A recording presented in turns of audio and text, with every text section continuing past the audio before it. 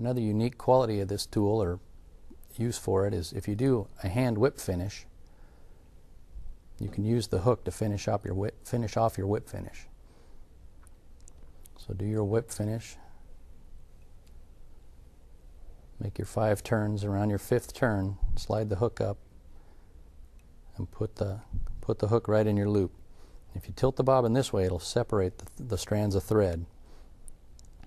Switch the bobbin to your right hand, and in this case just grab the single piece of thread that's coming out of the bobbin and pull it towards the rear of the fly until it pulls the hook right up to the fly. Then just push up and unhook it, and the whip finish is done. Now another way to do that, if you don't want to end up with all the extra thread at the end of the whip finish, you can do your whip finish like you normally would. And get to that 5th turn, flip that up, catch the loop in the bobbin. Now you can use a spool twist to wind that up. Just pull the tool towards you so there's always tension on the thread, and then just twist your bobbin and just walk the tool right up against the fly. When the loop's trapped against the fly, just push up and unhook it. And you can tighten your whip finish that way, and then you don't have all the extra thread, and just clip it off at that point. This makes the dubbing loop much faster and easier.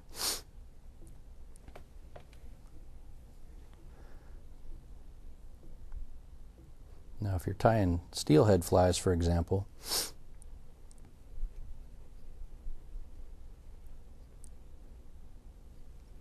and you need to put a silver rib,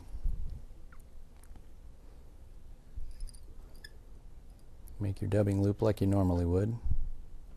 Make it a little longer. This is a little longer hook. Slide the hook up, put it in the loop, and just let it hang there. And I put my middle finger there to hold the 2 loops so I can get at them with the wax. Wax both pieces of thread. This will hold the dubbing material much better than a single piece of thread. Take your thin layers of dubbing, put them in the loop, and just press them on those 2 pieces of thread. And again, with 2 pieces of wax thread, the dubbing pretty much stays where it's put. My index finger is holding the loop open so I can press these onto the thread in the loop. When I get as much as I need, I'm just going to take my thumb and my index finger in my right hand for right-handed tyers. I'm going to put my index finger on the 2 pieces of thread on the bottom and just pinch down on the top on the 3rd piece of thread and pull down on the tool to keep the tension and close the loop. Swing the bobbin down. Now rotate the spool just a little bit so that the tension's the same on all pieces of thread, and just give the bobbin a spin.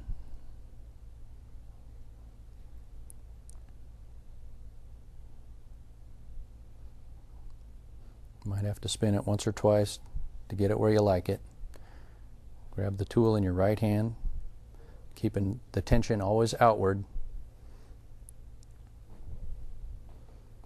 and just start winding down the hook. Now if you're going to put a rib on, like on a steelhead fly, you don't want to stroke the material back as you wrap it because the rib will mat that down and it looks strange. So just wrap up to the eye of the fly when you run out of thread, and with a little practice you learn how much dubbing to put on so that you'll run out right at the right time. Just turn the bobbin perpendicular to the hook, push up until it comes unhooked, slide the hook down with your index finger, and then you'll be able to see the tip of the loop under there. If you can catch that with the thread, and that'll tie it down. Now by not stroking this back, it's all standing up straight. So I can wrap my rib and it'll drop down in between the fibers of the dubbing.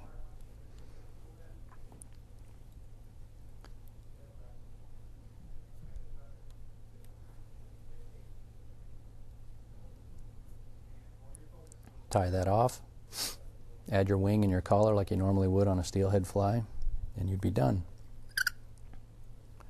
Again, do your whip finish. When you get to that fifth turn, slide the hook up, catch the loop in the hook. And if you want to do the spool twist, just hold the bobbin directly towards you on your side and just rotate your spool until it pulls it right against the hook. And then just push up, pull on that back to cinch down the whip finish, snip it off, and you're done.